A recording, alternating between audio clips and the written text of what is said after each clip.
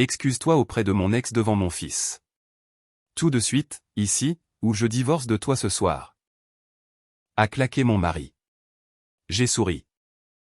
J'ai plongé la main dans mon sac à main et j'ai fait glisser un dossier signé sur la table de la salle à manger. Jason est arrivé à la page 4 avant que la couleur ne quitte son visage. Il a cherché la chaise derrière lui, l'a manqué la première fois. Puis s'est laissé tomber dessus comme si ses genoux avaient cessé de fonctionner. Sa femme, Emily, s'est penchée vers lui. Qu'est-ce que c'est? Jason n'a pas répondu. Mark se tenait encore debout au bout de la table, une paume plaquée à plat sur le bois. Ses lunettes de lecture reposaient à côté de son assiette. Et il y avait une trace de sauce sur le poignet de la chemise bleue que j'avais repassée ce matin-là. Linda, son ex-femme, tenait son verre de vin à mi-chemin de sa bouche. Personne ne bougeait. Le rôti que j'avais passé 4 heures à préparer était posé entre nous, en train de refroidir. C'est à ce moment-là qu'ils ont enfin compris que je n'étais pas venu au dîner du dimanche pour capituler. Mais pour comprendre pourquoi mon mari avait réuni son ex-femme, son fils, sa sœur et sa belle-fille autour de ma table de salle à manger pour exiger des excuses de ma part. Il faut savoir ce que cela avait été d'être marié à Mark Bennett. Pas au début. Le début était charmant. J'ai rencontré Mark quand j'avais 47 ans lors d'un séminaire sur la retraite dans le centre d'Indianapolis. Je travaillais en paie et avantages sociaux pour une entreprise de dispositifs médicaux. Donc j'y étais à titre professionnel. Mark était courtier en assurance commerciale et avait été invité à parler de la couverture des soins de longue durée. Il était confiant sans être bruyant, drôle sans trop en faire. Ensuite, il m'a trouvé près du poste à café et m'a dit: Vous étiez la seule personne dans cette salle qui semblait plus intéressée par les petits caractères que par les cookies gratuits. Je lui ai répondu que les cookies étaient rassis. Il a dit: Alors le dîner est le moins que je puisse faire. J'étais veuve depuis 5 ans à l'époque. Mon premier mari, Tom, était mort après une courte bataille contre le cancer du pancréas. Nous n'avions jamais eu d'enfant et, après sa mort, je m'étais habitué à vivre seul dans le condo que nous avions acheté à Broadripple. Je me disais que j'étais contente. Surtout, j'avais peur de reconstruire une autre vie et de la perdre. Mark semblait sûr. Il avait un fils adulte, Jason, et une ex-femme nommée Linda. Il parlait fièrement de la façon dont ils étaient restés une famille proche après le divorce. À l'époque, je pensais que cela montrait de la maturité. Je ne comprenais pas que, dans la famille de Mark, rester proche signifiait que Linda conservait le statut d'épouse tandis que je héritais lentement des responsabilités. Pendant les fêtes, Linda prenait le contrôle de la cuisine sans demander. Au dîner d'anniversaire de Mark, elle s'asseyait à côté de lui parce que, comme elle l'avait expliqué une fois, c'est là que j'ai toujours été assise. Jason m'appelait quand il avait besoin d'aide pour examiner des documents d'assurance, garder les petits-enfants ou calculer les impôts sur la paie pour l'une de ses idées d'entreprise. Mais quand il me présentait à ses amis, j'étais toujours la femme de papa. Jamais Claire, jamais de la famille. Il y avait aussi des petites choses. Le genre qui semble mesquin quand on les répète à voix haute. Une photo de famille de Noël où Linda se tenait à côté de Mark et où on m'a demandé de tenir le téléphone. Une photo encadrée de la remise de diplôme universitaire de Jason qui incluait Mark et Linda. Placée sur la cheminée après que notre portrait de mariage à Mark et moi ait été déplacé dans le couloir. Une carte d'anniversaire signée, de nous tous, bien que personne n'ait pensé à inclure mon nom. Chaque fois que je disais quelque chose, Mark me donnait la même réponse fatiguée. Ne fais pas de toute une compétition. Alors j'ai appris à me taire. Cet après-midi-là, le dimanche où tout a éclaté. J'avais pris 2 ibuprofènes pour mon genou et commencé le dîner avant midi. J'ai fait dorer le rôti dans ma cocotte en fonte, épluché les pommes de terre. Préparé des haricots verts au bacon et conduit chez Meyer pour les petits pains parce que Mark disait que Jason aimait cette marque en particulier. À 18h30, tout le monde était arrivé. Linda avait apporté du vin, mais pas de nourriture. Carole, la sœur aînée de Marc, avait apporté une tarte au pacane et m'a immédiatement demandé si j'avais assez de crème fouettée. Jason et Emily sont arrivés avec leurs 2 enfants qui sont montés en courant regarder un film. Avant même que j'aie pris leur manteau. La raison supposée du dîner était le projet de Jason d'acheter Henderson Lawn & Landscape. Une petite entreprise affichère. Le propriétaire prenait sa retraite et Jason avait passé des mois à parler de la façon dont cette entreprise lui donnerait enfin quelque chose à lui. Je lui avais souhaité bonne chance. Ce que je n'avais pas fait, c'était accepter de la financer. 3 jours avant le dîner. Un agent de crédit m'avait appelé au travail pour me demander si j'avais l'intention de mettre mon compte de retraite séparé à disposition dans le cadre d'un plan de liquidité familiale. J'ai pensé qu'il avait la mauvaise Claire Bennett. Ce n'était pas le cas. Quand j'ai demandé à Marc, il a à peine levé les yeux de son téléphone. C'est une formalité. Mon compte de retraite n'est pas une formalité. Personne ne prend ton argent. Alors pourquoi mon nom figure-t-il dans le dossier de prêt de Jason? Marc a soupiré comme si je lui avais demandé d'expliquer l'électricité. Parce que les banques veulent voir l'image complète de la famille, c'est tout. J'ai posé la même question à Jason au téléphone. Il a dit, « Papa m'a dit que tu étais d'accord pour aider. » Je n'ai jamais dit ça. Il y a eu une pause. Puis Jason a répondu, « Eh bien, tu sais à quel point ça compte pour nous ?» Ce mot faisait beaucoup de travail dans la famille de Marc. Au dîner, Linda a soulevé le sujet avant même que nous ayons terminé la salade. Elle a dit que Jason avait été profondément embarrassé par mon appel téléphonique. Je ne pense pas que tu comprennes à quel point c'est humiliant de remettre en question l'honnêteté d'un homme qui essaie de subvenir aux besoins de ses enfants. J'ai posé ma fourchette. J'ai demandé pourquoi mes biens apparaissaient dans des documents que je n'avais jamais vus. Jason a secoué la tête. Tu as fait comme si je te volais. J'ai posé une question. Tu as accusé mon fils, a dit Linda. Marc était resté silencieux jusqu'alors. Ça aurait dû m'alerter. Il a plié sa serviette, l'a posée à côté de son assiette et a dit, « Claire, ça a assez duré. » Je l'ai regardé. Qu'est-ce qui a assez duré? Tu as embarrassé Linda. Tu as embarrassé Jason. Tu as transformé une opportunité familiale en une sorte d'enquête. Emily fixait son assiette. Carole a murmuré, peut-être que tout le monde devrait se calmer. Linda s'est adossée à ma chaise, la chaise que j'utilisais toujours à table, et a attendu. Marc s'est levé, excuse-toi auprès de mon ex devant mon fils tout de suite ici. Ou je divorce de toi ce soir. Pendant une seconde, j'ai presque cédé. C'est la partie que les gens omettent quand ils racontent des histoires sur le fait de enfin se défendre. Ils font sonner le courage comme quelque chose de propre. Le mien ne l'était pas.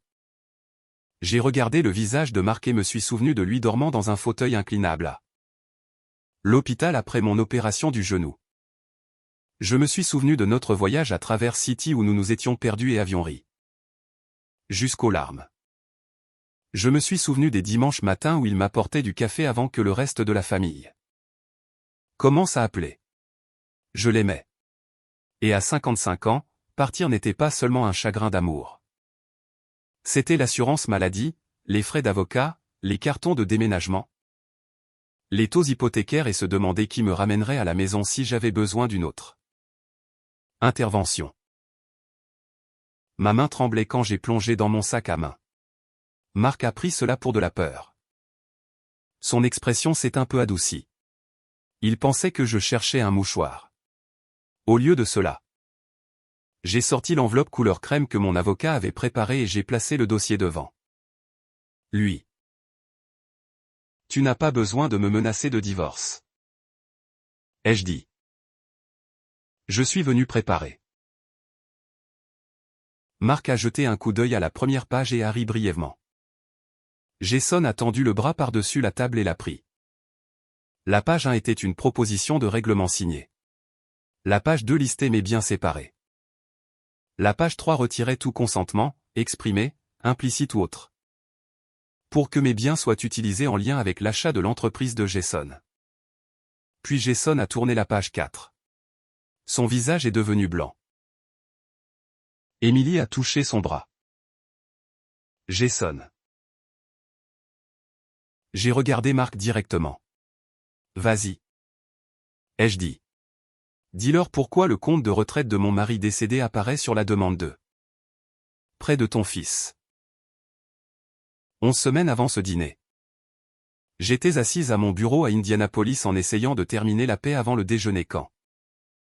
Mon téléphone de bureau a sonné. Madame Bennett, ici Claire. Bonjour. Mon nom est Daniel Foster de Hoosier Community Bank. J'ai juste besoin de vérifier quelques éléments. Liés à une acquisition commerciale en cours. J'ai froncé les sourcils. Je suis désolé. Je pense que vous avez la mauvaise personne. Il y a eu une courte pause pendant qu'il regardait ce qu'il y avait sur son écran. Cela concerne Henderson Lawn and Landscape, Jason. Je me suis un peu détendu. Oh. Vous avez probablement besoin de mon mari. Je m'excuse si je me trompe, a-t-il dit prudemment. Notre dossier indique que vous participerez au soutien de liquidité de la famille. J'ai cligné des yeux. Le soutien de liquidité de la famille. Une autre pause. Je pense que j'ai peut-être appelé avant que toutes les parties soient informées. Il semblait soudain mal à l'aise. Je pense qu'il vaut mieux que vous discutiez de cela avec les demandeurs principaux. Avant que je puisse poser une autre question. Il a poliment mis fin à l'appel. Pendant l'heure suivante, j'ai essayé de me convaincre que c'était un malentendu. Les banques mélangent les papiers. Les gens comprennent mal les conversations. Peut-être que Mark avait simplement mentionné que nous étions à l'aise financièrement. Pourtant, quelque chose dans la voix de l'agent de crédit restait avec moi. Pas ce qu'il avait dit, mais ce qu'il avait arrêté de dire. Ce soir-là. Mark regardait les nouvelles locales avec les pieds sur la table basse quand j'ai abordé le sujet. Est-ce que Jason a mis mon nom sur quelque chose pour son prêt professionnel? Il n'a même pas détourné les yeux de la télévision. Il recueille des informations. Ils ont demandé si je prévoyais de soutenir l'achat. Ils ont demandé à tout le monde. Je n'ai jamais accepté de soutenir quoi que ce soit. Mark a soupiré. Claire. Il a coupé le son de la télévision. Ils veulent juste voir l'image financière complète. Mon compte de retraite ne fait pas partie de l'image financière de Jason. Personne ne prend ta retraite. Alors pourquoi la banque pensait-elle le contraire? Il a souri du même sourire patient que les gens utilisent avec les enfants effrayés. Tu t'angoisses pour des formalités. Peut-être que je voulais le croire parce que le croire était plus facile que d'admettre que j'avais. Peut-être épouser quelqu'un qui pouvait offrir mon avenir sans me demander. Pendant quelques jours, j'ai laissé tomber. Ou du moins j'ai fait semblant. Mais une fois que le doute trouve une place où s'asseoir, il ne part pas silencieusement. Il vous suit dans les épiceries. Il vous garde éveillé à 3 heures du matin. Il vous accompagne pendant vos trajets. J'avais 55 ans. Recommencer n'était plus seulement une décision émotionnelle. Cela signifiait calculer l'assurance maladie avant Medicare. Cela signifiait se demander si je pouvais encore prendre ma retraite à 63 ans comme Tom et moi. L'avion prévu. Cela signifiait déplacer des meubles avec un genou qui se plaignait déjà chaque fois que la pluie était annoncée. Une nuit, je me suis réveillé à 3h12. La maison était silencieuse sauf pour le bourdonnement du réfrigérateur en bas. J'ai enroulé une bouillotte autour de mon genou droit. Mis mes lunettes de lecture et me suis assise à l'îlot de cuisine avec une tasse de tisane à la camomille. J'ai ouvert nos comptes en ligne. Rien d'évident ne semblait mal. Pas d'argent manquant, pas de retrait mystérieux. Pourtant, je ne pouvais pas me défaire du sentiment que je regardais au mauvais endroit. La réponse m'est parvenue 2 samedis plus tard. J'avais besoin d'indications pour une clinique de physiothérapie. Alors j'ai imprimé depuis l'ordinateur du bureau à domicile de Marc. L'imprimante a toussé 2 fois avant que ma page n'apparaisse. En dessous se trouvaient plusieurs feuilles que quelqu'un avait oublié de récupérer. Normalement, je les aurais mises de côté sans regarder. Au lieu de cela, une phrase a attiré mon regard, où Zolda se marie. Je n'aurais pas dû lire une autre ligne. Je le sais. Mais mon propre nom apparaissait à mi-page. Ainsi que l'adresse de notre maison de Carmel. J'ai lentement soulevé la pile. Il y avait un projet d'état financier. Une lettre d'accompagnement adressée à Hoosier Community Bank. Un tableau des actifs et un document non signé intitulé « Spousal Acknowledgement ». Rien ne portait ma signature. Pourtant, page après page décrivait notre foyer comme si certains actifs deviendraient bientôt disponibles. Pour soutenir l'achat de Jason. Puis j'ai vu quelque chose qui m'a serré l'estomac. Mon condo de Broadripple. Pas le condo lui-même, que j'avais vendu 2 ans plus tôt. Mais le compte de courtage financé par ses produits.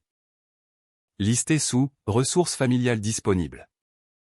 En dessous, le compte de retraite de Tom, le compte de retraite de mon défunt mari. Il n'était pas transféré. Il n'avait pas été engagé.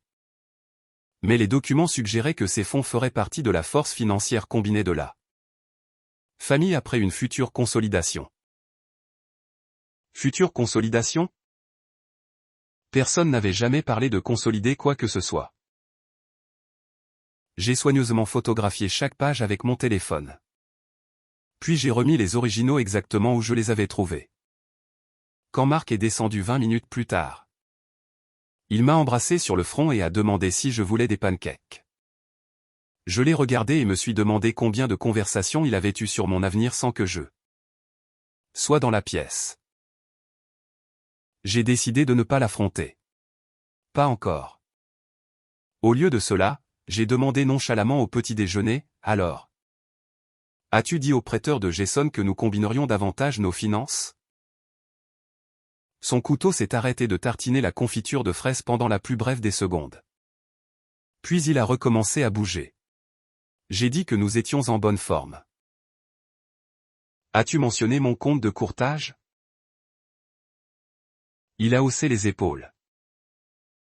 Ils ont posé des questions générales. As-tu répondu? Il m'a regardé par-dessus le bord de sa tasse de café. Pourquoi m'interroges-tu?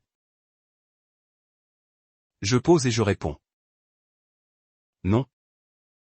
Marc. J'ai soutenu son regard. Tu évites. Son expression s'est durcie. C'est exactement pourquoi je ne voulais pas te traîner dans chaque détail. Cette phrase a atterri plus durement qu'il ne le réalisait. Pas parce que c'était compliqué, mais parce que c'était plus facile si je ne savais pas. Le mardi suivant. J'ai conduit jusqu'au centre d'Indianapolis pendant ma pause déjeuner et j'ai rencontré Rachel Mendoza. Denise, ma sœur, avait insisté. Tu n'as pas encore besoin d'un avocat en divorce. M'avait-elle dit. Tu as besoin de quelqu'un qui puisse te dire si tu imagines des choses. Rachel a passé près d'1 heure à examiner les photos sur mon téléphone. Elle n'a jamais interrompu. Quand elle a finalement levé les yeux, sa voix est restée calme. Claire, d'après ce que je vois, personne n'a légalement pris tes actifs. Je me suis senti respirer à nouveau, mais il y avait toujours un « mais ». Ces documents suggèrent fortement que ton mari a représenté ta future coopération comme si elle était déjà garantie. Alors je ne suis pas folle. Non. A-t-elle dit en joignant les mains. Tu ne réagis pas non plus de manière excessive. Rachel a expliqué que les documents bancaires seuls ne signifiaient pas nécessairement une fraude. Les projets changent. Les demandes évoluent. Les gens font des suppositions. Mais les suppositions devenaient dangereuses quand tout le monde agissait comme si le consentement avait déjà été donné. Son conseil était simple, ne rien signer. transférer ma paie sur un compte que je contrôlais seul. Geler mon crédit. Rassembler des documents. Rester calme. Puis elle m'a regardé par-dessus ses lunettes de lecture. Claire, ton mari t'encourage-t-il à tout combiner? J'ai hoché la tête. Depuis des années. Et si je l'avais fait, je savais déjà la réponse. L'entreprise de Jason aurait eu accès à bien plus que quiconque l'avait jamais admis. En me levant pour partir, Rachel a fait glisser une page photocopiée sur le bureau. Garde ça avec toi. J'ai baissé les yeux. C'était la page 4. Près du bas se trouvait la signature de Jason sous une certification indiquant que le soutien familial listé avait été divulgué avec la connaissance du propriétaire. Rachel a tapoté la signature d'un doigt. Quand il réalisera que tu n'as jamais approuvé tout ça, a-t-elle dit doucement. C'est la page qui va le terrifier. J'ai glissé la page dans mon dossier. Pour la première fois depuis des semaines, je ne me demandais plus si j'imaginais le problème. Je décidais comment me protéger avant que quelqu'un d'autre ne décide de mon avenir pour moi. Jason continuait à fixer le papier.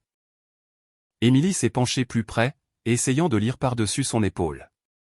Jason? Il a avalé sa salive une fois avant de répondre. Papa. C'est tout ce qu'il a réussi à dire. Mark a tendu la main vers le dossier, mais Jason l'a gardé. Qu'est-ce que c'est? A demandé Linda avec impatience.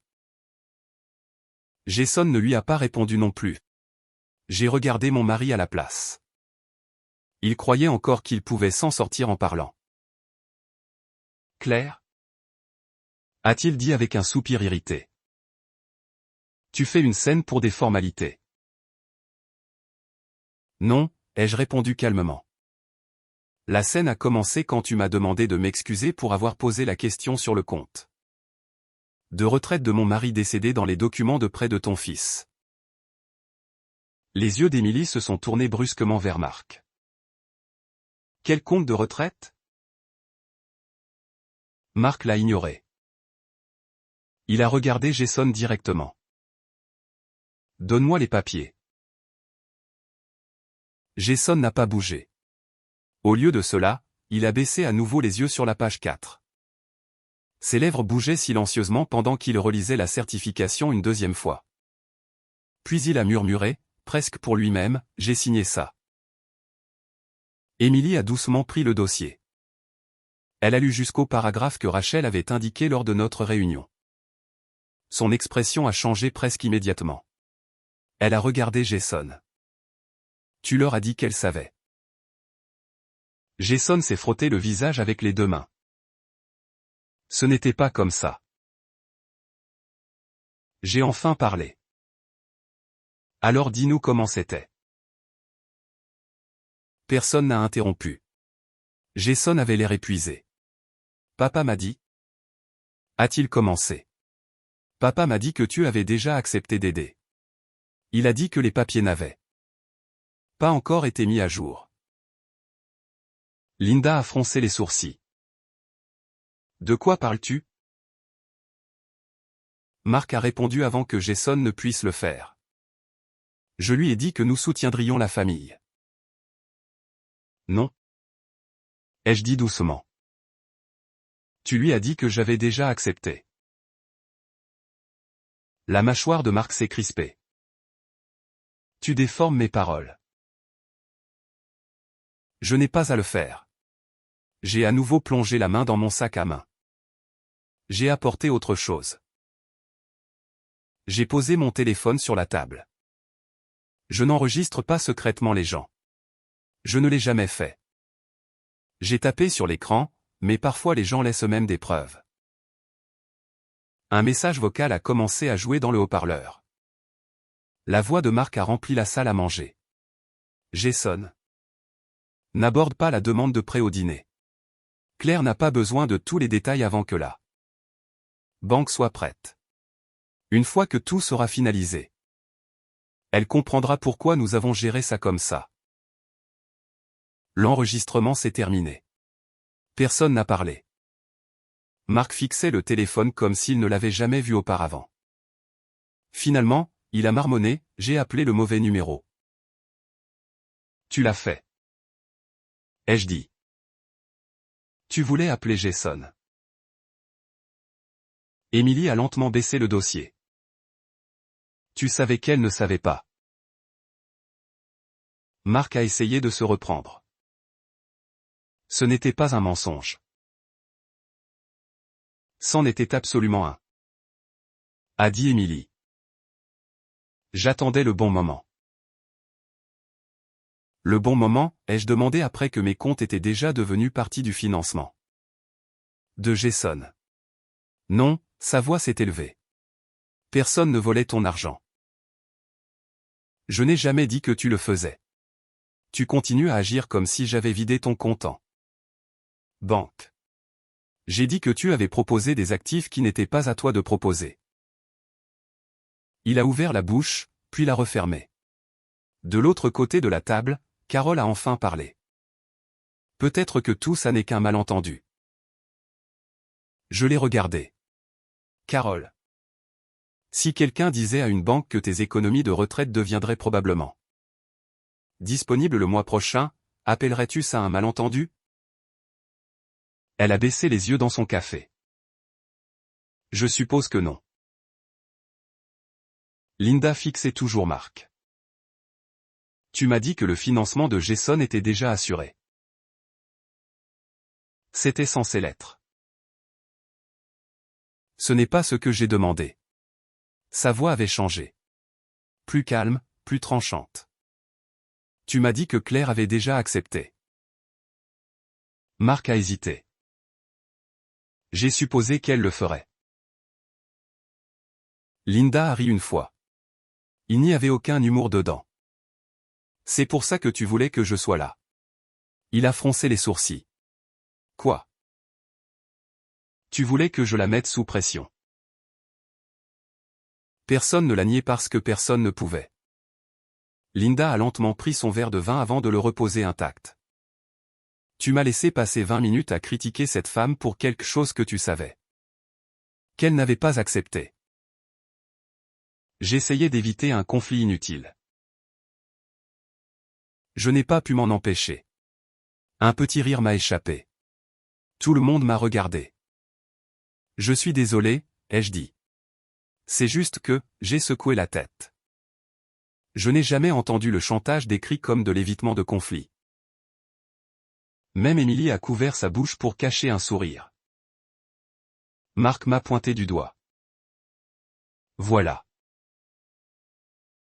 Quoi? Cette attitude. Non, Marc. Je me suis adossé à ma chaise. C'est la première conversation honnête que nous ayons eue depuis des mois. Jason a soudain repoussé sa chaise. Papa. Sa voix s'est brisée. Si la banque découvre qu'elle n'a jamais approuvé ça. J'ai répondu avant que Marc ne puisse le faire, ils le sauront déjà. Toutes les têtes se sont tournées vers moi. Quoi? A dit Marc. Je t'ai donné jusqu'à demain matin. J'ai fait glisser une autre page sur la table. La lettre de Rachel. Elle n'était pas émotionnelle. Elle n'était pas menaçante. Elle indiquait simplement que je n'avais jamais autorisé l'utilisation de mes actifs séparés. Que je n'avais jamais accepté d'agir en tant que garante. Et demandé au prêteur de corriger toute supposition inexacte avant de procéder. La lettre partira à 9 h demain. Jason avait l'air malade. Mon dépôt? J'ai hoché la tête. La banque pourrait demander des documents supplémentaires. Il a enfoui son visage dans ses mains. J'ai déjà payé 42 000 $. Émilie l'a fixé. Tu m'as dit que ce n'était pas en danger. Je ne pensais pas. Non. L'a-t-elle interrompu. Tu n'as pas pensé. Marc a frappé la table de la paume. C'est exactement ce que j'essayais d'empêcher. Je l'ai regardé. Non. J'ai gardé ma voix calme. Tu essayais d'empêcher que je le découvre. Silence. Le genre qui remplit toute une pièce. Finalement, Marc a prononcé la phrase que je pense me souvenir pour le reste de ma vie. Tu aurais pu aider si tu avais vraiment aimé cette famille. Pendant une seconde, cela a fait plus mal que tout le reste. Parce qu'une partie de moi voulait encore qu'il me choisisse. Voulait encore qu'il dise qu'il était désolé. Voulait encore que ce dîner se termine avec tout le monde s'embrassant et faisant comme si rien ne s'était passé. Au lieu de cela, j'ai réalisé quelque chose. Il ne défendait pas le mariage. Il défendait l'accès. L'accès à mes économies, ma retraite, mon avenir. Je me suis levé lentement. Mon genou droit a protesté après être resté assis si longtemps. Et je me suis stabilisé contre le dossier de la chaise. Marc l'a remarqué. Son expression s'est un peu adoucie. Claire? Tu sais ce qui est étrange? Ai-je dit. J'ai passé des semaines à me demander si j'avais été trop méfiante. J'ai pris mon sac à main. J'ai perdu le sommeil. Je me suis remise en question. Je m'inquiétais de devenir l'une de ces personnes qui voient des problèmes partout. J'ai regardé autour de la table. Il s'avère que je n'étais pas assez méfiante. Je me suis dirigé vers la porte d'entrée. Derrière moi. Marc a appelé mon nom. Où vas-tu? J'ai ouvert la porte. Chez ma sœur. Nous ne sommes pas finis. Je me suis retourné une dernière fois. Non. J'ai regardé Jason. Ton prêteur et mon avocat finiront ça demain. Puis j'ai regardé Marc. Et que notre mariage survive ce soir n'est plus ta décision. Je suis sorti dans la chaude soirée de l'Indiana. Le soleil avait presque disparu, mais l'air sentait encore l'herbe fraîchement coupée. J'avais à peine atteint ma voiture quand j'ai entendu la porte d'entrée s'ouvrir derrière moi. Claire, c'était Émilie. Elle s'est dépêchée à travers l'allée, serrant son sac à main contre elle. J'ai besoin de te dire quelque chose, a-t-elle dit à bout de souffle. C'est à propos du prêt. Elle a hésité. Et c'est pire que tu ne le penses. Émilie ne s'est arrêtée qu'une fois arrivée à ma voiture. La lumière du Porsche derrière elle projetait de longues ombres sur l'allée. Et pendant une seconde, elle avait presque l'air aussi secouée que Jason.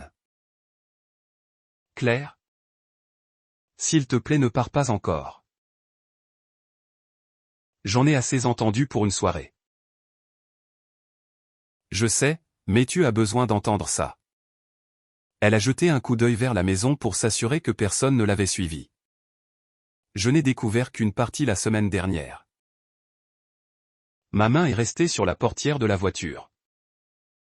Découvert quoi? Émilie a pris une lente inspiration. Jason n'a pas seulement versé les 42 000 $ de dépôt. J'ai froncé les sourcils. Que veux-tu dire? Il a emprunté 25 000 $ sur notre ligne de crédit hypothécaire pour faire fonctionner l'affaire. Je l'ai fixé. Il m'a dit que ton argent remplacerait ce risque une fois que tout serait conclu. Pendant un moment, aucune de nous n'a parlé. Émilie avait l'air embarrassée. Je l'ai cru parce que, honnêtement, je croyais ton mari. Moi aussi. Ai-je dit doucement. Elle a hoché la tête, les yeux remplis de larmes. Je ne pense pas que Jason s'attendait vraiment à ce que tu dises non. Marc lui répétait que c'était juste temporaire. Temporaire. Ce mot semblait excuser tout dans le monde de Marc. Mensonge temporaire, pression temporaire, silence temporaire. J'ai remercié Émilie de me l'avoir dit et j'ai conduit directement chez ma sœur Denise à Greenwood. Je n'ai pas beaucoup dormi, non pas parce que je doutais de ma décision, mais parce que je savais ce que demain changerait. À exactement 8h55 le lundi matin. J'étais assise en face de Rachel Mendoza dans son bureau donnant sur Monument Circle. Elle a revu la lettre finale une dernière fois. Pas d'accusation, a-t-elle dit, seulement des faits. Elle a fait glisser le document vers moi. La lettre indiquait que je n'avais jamais autorisé l'utilisation de mes actifs séparés. Jamais accepté de garantir le prêt de Jason. Et demandé au prêteur d'ignorer toute représentation suggérant le contraire. Rien d'émotionnel, rien de dramatique, juste la vérité. Rachel m'a regardé. Une fois que ça part. Il n'y a vraiment pas de retour en arrière. J'ai pensé à Marc, à notre mariage. À chaque dimanche matin passé à boire du café sur la terrasse arrière. Puis je me suis souvenu de lui me demandant de m'excuser dans ma propre salle à manger. En voilà. Elle a hoché la tête une fois. Fait. Marc m'a envoyé un texto moins d'1 heure plus tard. Rentre à la maison. Nous devons arranger ça. Je n'ai pas répondu. 5 minutes plus tard, un autre message est apparu.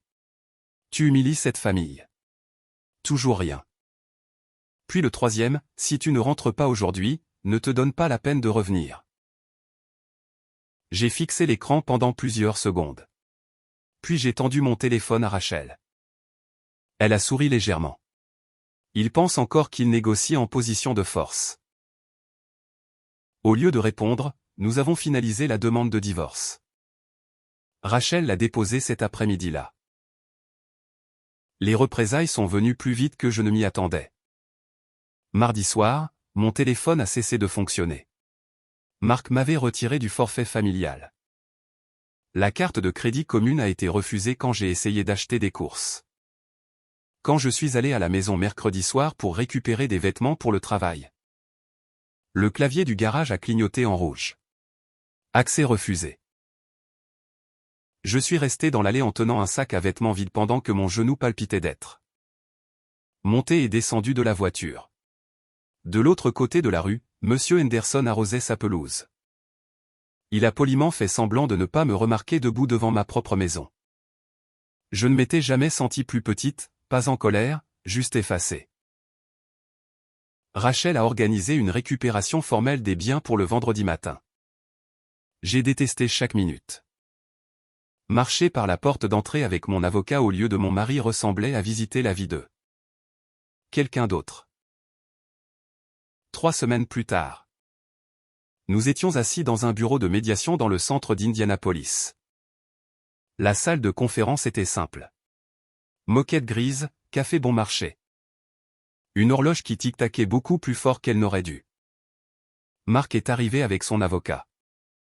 Jason et Linda attendaient dehors parce qu'ils n'étaient pas partis au divorce. Bien que tout le monde sache que le prêt professionnel planait au-dessus de la réunion. Le médiateur nous a encouragés à parler ouvertement. Marc a commencé avant tout le monde. Je n'ai jamais eu l'intention de blesser Claire. J'ai presque souri. Les intentions étaient devenues son refuge préféré. Rachel a demandé doucement. Alors pourquoi as-tu dit à Jason que Claire avait déjà accepté de soutenir l'achat? J'ai supposé qu'elle le ferait. Et pourquoi as-tu dit au prêteur que les actifs familiaux étaient disponibles? Je croyais qu'il le serait. Et pourquoi as-tu demandé à Claire de ne pas poser de questions? Marc s'est frotté le front parce que chaque conversation tournait en dispute. Rachel n'a pas élevé la voix. Donc, ta solution était de prendre des décisions financières d'abord et de les expliquer plus tard. Marc m'a regardé. Je protégeais l'avenir de mon fils. Rachel a répondu avant moi en risquant la retraite de ta femme. Silence. Puis Marc a prononcé la phrase qui a finalement mis fin au mariage dans mon esprit. Une épouse décente aurait aidé. Pas, je suis désolé. Pas, j'aurais dû demander. Juste un autre rappel qu'il croyait que mon rôle était de coopérer. Je l'ai regardé de l'autre côté de la table de conférence. Pendant 7 ans, ai-je dit calmement. Je pensais qu'être une bonne épouse signifiait partager ma vie. J'ai secoué la tête. Tu voulais que je partage mes actifs. Le médiateur a discrètement pris une note. La porte s'est soudain ouverte. Linda est entrée. Son avocat n'était pas là. Elle n'était pas censée être là. J'ai besoin de 5 minutes. Personne n'a objecté. Elle portait plusieurs courriels imprimés. J'ai passé 2 semaines à décider si je devais apporter ça. Elle les a posés sur la table. Un courriel m'a glacé. Il avait été envoyé presque 18 mois plus tôt, des mois avant que je vende mon condo de Broadripple. Mark avait écrit à Linda. Une fois que Claire vendra enfin le condo et que tout sera sous un même toit, le financement de Jason ne sera plus un problème. Elle ne partira pas à cause de son avenir. Je l'ai lu 2 fois. Il planifiait autour de mon argent bien avant que je sache même que Jason voulait acheter une entreprise. Linda a croisé les bras. Je n'aime pas ce qui s'est passé. Elle m'a regardé directement. Et je pense toujours que Jason dépendait trop de son père. Puis elle s'est tournée vers Mark. Mais tu as menti à chaque personne dans cette pièce. Les épaules de Mark se sont affaissées. Pour la première fois depuis que je l'avais rencontré, il avait l'air vraiment fatigué. Jason est entré ensuite. Il avait l'air pire qu'au dîner. Son prêt avait été suspendu pendant que la banque demandait une documentation révisée. Le vendeur lui avait donné 10 jours ouvrables pour trouver un nouveau financement. J'ai fait confiance à papa. Emily, qui l'avait rejoint discrètement, a répondu avant quiconque. Moi aussi. Claire. Jason a baissé les yeux. J'aurais dû te le demander moi-même. Oui. Ai-je dit. Tu aurais dû. Pas de discours. Pas de cris. Juste la vérité. La médiation s'est terminée 3 heures plus tard. Mark a gardé la maison de Carmel s'il la refinançait à son nom. J'ai gardé mes comptes de retraite séparés. Mon compte de courtage et le remboursement d'une partie documentée des rénovations que j'avais payées. Le plus important, chaque document rendait une chose indéniablement claire. Je n'avais aucune responsabilité dans la transaction commerciale de Jason. En marchant vers les ascenseurs, Mark m'a rattrapé. Je n'ai jamais pensé que tu partirais vraiment. J'ai appuyé sur le bouton de l'ascenseur. Je sais. Les portes se sont ouvertes. Il a attendu que je dise autre chose. Au lieu de cela, je suis entré. Alors que les portes commençaient à se fermer. J'ai regardé l'homme à côté duquel j'avais un jour imaginé vieillir. Ça, ai-je dit doucement. C'est exactement pourquoi tu croyais pouvoir prendre des décisions pour moi. Les portes se sont refermées entre nous. Pour la première fois depuis des mois, j'ai ressenti quelque chose que je n'avais pas prévu. Pas la victoire, le soulagement. 6 mois après être sorti de ce bureau de médiation, je vivais dans un condo de 2 chambres juste au nord de Broadripple. Ce n'était pas luxueux. La cuisine faisait la moitié de celle que j'avais laissée derrière. L'ascenseur faisait un étrange bourdonnement chaque après-midi. Et le distributeur de glaçons du réfrigérateur semblait déterminé à me réveiller toutes les nuits. Vers 2 heures. Bizarrement, j'adorais l'endroit. Pour la première fois depuis des années, chaque pièce m'appartenait. Personne ne réarrangeait ma cuisine. Personne n'invitait des invités sans demander. Personne ne proposait mon temps ou mon argent. La partie la plus difficile n'était pas le divorce. C'était reconstruire une vie ordinaire. J'ai dû changer mon assurance maladie via le travail. J'ai rencontré un planificateur financier et j'ai réalisé que je devrais reporter ma retraite d'environ 18 mois à cause des frais d'avocat et des frais de déménagement. Mon genou me rappelait encore quand le temps changeait. Certains matins, monter les escaliers du condo pendant les exercices d'incendie ressemblait à courir un marathon. Recommencer après 50 ans n'est pas romantique. C'est de la paperasse, des tableurs budgétaires. Apprendre quel supermarché a le chemin le plus court depuis le parking. Accepter que votre corps ait besoin d'un peu plus de patience qu'avant. Mais chaque semaine devenait un peu plus légère. Ma voisine Ruth m'a convaincu de rejoindre son club de lecture du mardi matin. Nous ne parlions pas beaucoup des livres. Surtout nous discutions des petits-enfants, des dos douloureux. Des recettes et de savoir si la pharmacie avait enfin rempli l'ordonnance de quelqu'un. Ça semblait paisible. La paix était devenue étonnamment précieuse. Environ 4 mois après la finalisation du divorce, Marc a refinancé la maison de Carmel. Comme promis dans le règlement. J'ai reçu le remboursement des coûts de rénovation documentés que j'avais payés au fil des ans. Pas assez pour me rendre riche. Assez pour rendre les choses justes. La justice, j'ai découvert, est bien plus silencieuse que la vengeance. Je n'ai jamais su ce qui est finalement arrivé à Henderson Lawn & Landscape. Jason a perdu l'achat. Le vendeur a trouvé un autre acheteur avant que Jason ne puisse obtenir un financement de remplacement. Pas de poursuite, pas de scène dramatique au tribunal, juste une leçon coûteuse.